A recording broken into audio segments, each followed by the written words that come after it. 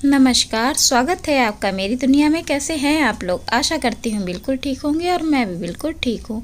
तो आज मैं आपके लिए आंवला नवमी के बारे में जानकारी लेकर आई हूँ कि किस दिन आंवला नवमी पड़ रही है, इसका क्या महत्व है, आंवला नवमी करने से किन किन फलों की आपको प्राप्ति होती है और हमें क्यों आंवला नवमी की पूजा करनी चाहिए। वीडियो को शुरू करने से पहले अभी तक अगर आपने मेरे चैनल को सब्सक्राइब नहीं किया है तो नीचे दिए गए सब्सक्राइब बटन को हिट कर दीजिए, बेल आइकन को दबा दीजिए, ऑल में क्लिक कर दीजिए, जिससे मेरे वीडियो के सारे नोटिफिकेशन आपको मिलते रहें। तो चलिए शुरू करते हैं अपने वीडियो को। कार्तिक मास के शुक्ल पक्ष की नवमी तिथि को यह आंवला नवमी की पूजा की जाती है। इस दिन आंवले के पेड़ की विधि विधान से पूजन किया जाता है तथा इसी दिन आंवले के पेड़ के नीचे भोजन बनाने का व भोजन खाने का विधान है। ऐसा करने से कहा जाता है अक्षय पुण्य की प्राप्ति होती है। आज के दिन ही आंवले के पेड़ की उत्पत्ति हुई थी। आंवले के वृक्ष में भगवान विष्णु व भोलेनाथ दोनों ही भगवान का वास होता है। इसीलिए आंवला वृक्ष का पूजन करने से दोनों ही भगवानों का पूजन हो जाता है। आज के दिन आंवला वृक्ष लगाने से आपको पुण्यों की प्राप्ति होती है, आपके कष्ट दूर होते हैं और यदि आज के दिन आंवला के रस से स्नान किया जाए तो सभी प्रकार के रोग दोष से मुक्ति मिल जाती है। इस व्रत व पूजा को अक्षय नवमी, आरोग्य नवमी व कुष्मांड नवमी के नाम से जाना जाता है। आंवला का वृक्ष साक्षात विष्णु रूप माना जाता है। इसमें साक्षात विष्णु भगवान का वास होता है। आज के दिन से ही वृंदावन की परिक्रमा भी शुरू कर दी जाती है। इसी दिन से ऐसा माना जाता है, पुराणों में भी लिखा है कि द्वापर युग की शुरुआत हुई थी। आज के दिन लोग नदियों, तालाबों, तीर्थ स्थानों में स्नान करते हैं। आज के दिन तीर्थ नदियों में नहाने से शरीर के रोग नष्ट होते हैं। आज के दिन पूरी फैमिली और आस पड़ोस के लोग एक साथ आंवले के पेड़ के नीचे बैठकर पूजन करते हैं। वहाँ भोजन ले जाकर आंवला के पेड़ के नीचे भोजन करते हैं। एक पिकनिक जैसा माहौल क्रिएट हो जाता है। यदि आप बाहर नहीं जा सकते हैं तो आप घर पे ही आंवले के पेड़ में यानी आंवले का पौधा लगाकर उसकी पूजा कर सकते हैं और घर पे ही आंवले के पौधे के पास बैठकर भोजन कर सकते हैं। पूजा करके आपको आंवला नवमी की कथा अवश्य ही सुननी चाहिए। आंवले के पेड़ के नीचे बैठकर खाना खाने से अच्छे स्वास्थ्य की प्राप्ति होती है। आंवले में बेल व तुलसी दोनों के ही गुण पाए जाते हैं। इसीलिए कहते हैं कि इसमें भगवान विष्णु और भगवान शिव का वास होता है। कहते हैं चरक संहिता के अनुसार महर्षि च्यवन ने आंवला खाया था, जिससे उनको फिर से नव यौवन प्राप्त हुआ था। तो आज के दिन आंवला ज़रूर खाना चाहिए। तो आपको आज के कलयुग के ज़माने में नव यौवन तो प्राप्त नहीं होगा, परंतु स्वास्थ्य में अवश्य ही वृद्धि होगी, क्योंकि आज के दिन को अक्षय नवमी के नाम से जाना जाता है। तो आज के दिन सभी ऐसे कार्य करें जो कि आपके लिए अक्षय रूप में बढ़ते चले जाएं, परंतु ऐसे कार्य नहीं करने चाहिए जिन्हें आप बढ़ाना नहीं चाहते हैं। आंवला की पूजा करने से सुख, संपदा, वंश बढ़ता ही चला जाता है। इस दिन जप तप करने से अक्षय फलों की प्राप्ति होती है और आप जो भी कार्य करते हैं वो भी अक्षय ही होता है, यानी कि वो कभी समाप्त होने वाला नहीं होता है। आंवले का पेड़ किसी को दान नहीं किया जाता है। ये हमेशा याद रखिएगा कि आपको आंवले का पेड़ कभी किसी को दान नहीं करना चाहिए, यहाँ तक कि किसी भी पंडित जी को भी दान नहीं करना चाहिए। ऐसा करने से धन, लक्ष्मी, शांति सब आपके घर से चली जाती है। ऐसा श्री पंडित जी प्रदीप मिश्रा जी का कहना है और उन्होंने यह दावा किया है कि यह पुराणों में लिखा हुआ है कि ऐसा करने से घर से धन, लक्ष्मी, ऐश्वर्य, शांति सब चली जाती है। तो फिर क्या करना चाहिए?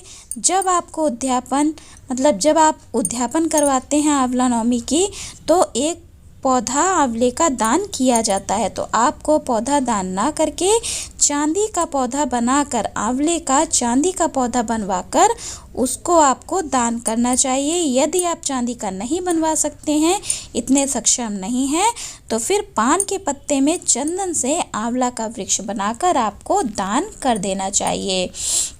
आप चाहें तो आंवला का वृक्ष अपने हाथ से जाकर कहीं भी रोप सकते हैं, कहीं भी लगा सकते हैं, इसमें कोई निषेध नहीं है, लेकिन आपको आंवले का वृक्ष दान नहीं करना है।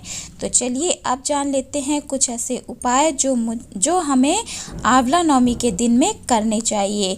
ऐसा करने से, ये उपाय आपको करने से आपको बहुत ही शुभ फलों की प्राप्ति होगी और आपके जीवन में बहुत से ऐसे बदलाव आएंगे जो आप स्वयं ही देखेंगे, अनुभव करेंगे।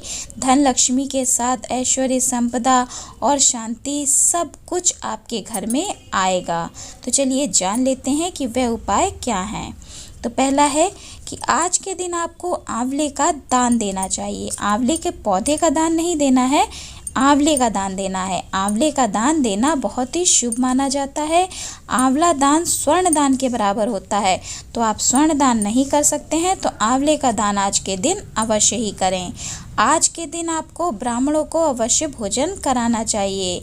ज़्यादा ब्राह्मण नहीं खिला सकते हैं तो एक ही ब्राह्मण को भोजन कराना चाहिए। एक ब्राह्मण, ऐसा माना जाता है, ऐसा कहा जाता है कि आज के दिन एक ब्राह्मण को भोजन कराने से 100 ब्राह्मणों को भोजन कराने का फल प्राप्त होता है। तो यदि आप भोजन नहीं करा सकते हैं तो सीधा कपड़े या अन्य सामग्री ही दान दे सकते हैं। इससे अनन्य फलों की प्राप्ति होती है। इतना दान करें कि ब्राह्मण का पूरा परिवार ग्रहण कर ले। थोड़ा सा मत दान करिएगा, मतलब इतना दान कर दीजिए कि उनका पूरा परिवार, ब्राह्मण का पूरा परिवार भोजन कर पाए। आज के दिन पेठा, जिसको सफ़ेद कद्दू या कुष्मांड भी कहा जाता है, इसको कहीं कहीं पर भतुआ भी कहा जाता है, तो इसका दान आज के दिन अवश्य ही करना चाहिए। इसका दान महादान कहलाता है। इसका दान करने से हमें बैकुंठ में स्थान मिलता है। जो भी इसका दान करता है उसे बैकुंठ में स्थान मिलता है। इसके साथ सोने का दान जितना आप सक्षम हो उतना आपको करना चाहिए, या फिर पंचरत्न का दान भी आपको कुष्मांड के साथ करना चाहिए। अगर आप सोने का दान नहीं कर सकते हैं तो पंचरत्न भी आपको मिल जाते हैं साधारणतया सुनार की दुकानों में, तो आपको उसका जाकर दान करना चाहिए। आपको पीले या लाल कपड़े में बांधकर कुष्मांड को पंडित जी को देना चाहिए। सबसे पहले उसका पूजन किया जाता है, कुष्मांड को अच्छे से धो लिया जाता है और फिर उसके साथ सोना रखें, सोना नहीं है तो पंचरत्न रखें, उसकी विधिवत रूप से पूजा करें। पूजा करने के बाद वही कुष्मांड पंडित जी को दान कर दिया जाता है। आज के दिन श्रृंगार सामग्री का दान आपको अवश्य ही करना चाहिए। ऐसा करने से आपके सुहाग की अक्षय रूप में बढ़ोतरी होती है, आपका अक्षय रूप में सुहाग बढ़ता है। पंडित जी को धोती, उनकी पत्नी को साड़ी और जनेऊ, पूजन की सामग्री भी आज के दिन आपको अवश्य ही दान करनी चाहिए। आप जो भी आज दान करते हैं वह अक्षय रूप में आपके लिए बढ़ता चला जाता है। यदि कुंवारी कन्याएं आंवले के वृक्ष की पूजा करती हैं तो उन्हें अच्छे वर की प्राप्ति होती है।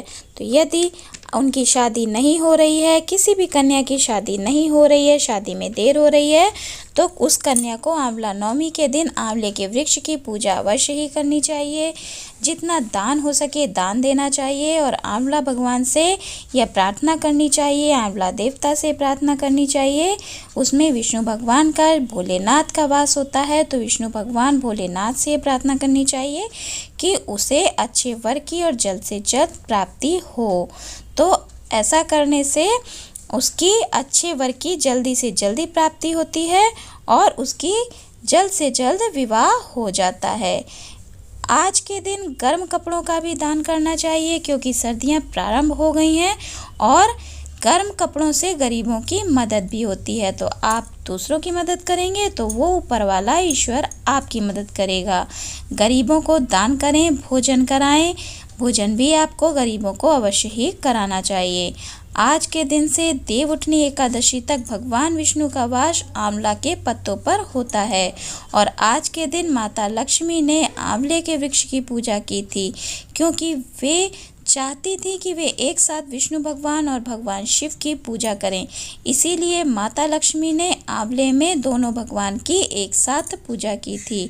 आंवले के पौधे को घर पर उत्तर या पूर्व दिशा में रखें, अत्यंत शुभ होता है। आप चाहें तो घर पर ही आंवले के पौधे का पूजन कर 8 या 51 या 108 परिक्रमा कर सकते हैं। आज के दिन व्रत भी आपको अवश्य ही रहना चाहिए। आज के दिन आंवले के वृक्ष में पितरों के नाम से तर्पण भी किया जाता है।